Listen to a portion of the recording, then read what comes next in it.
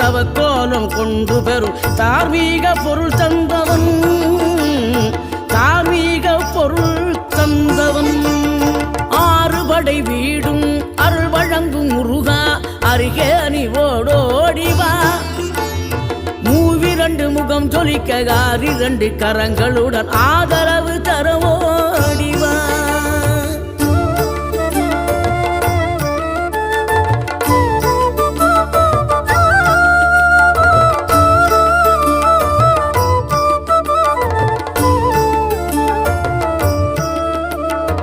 இனம் கொண்ட என் மனதை இனம் கண்டு அருள் செய்து வளமாக வைத்த முருகன்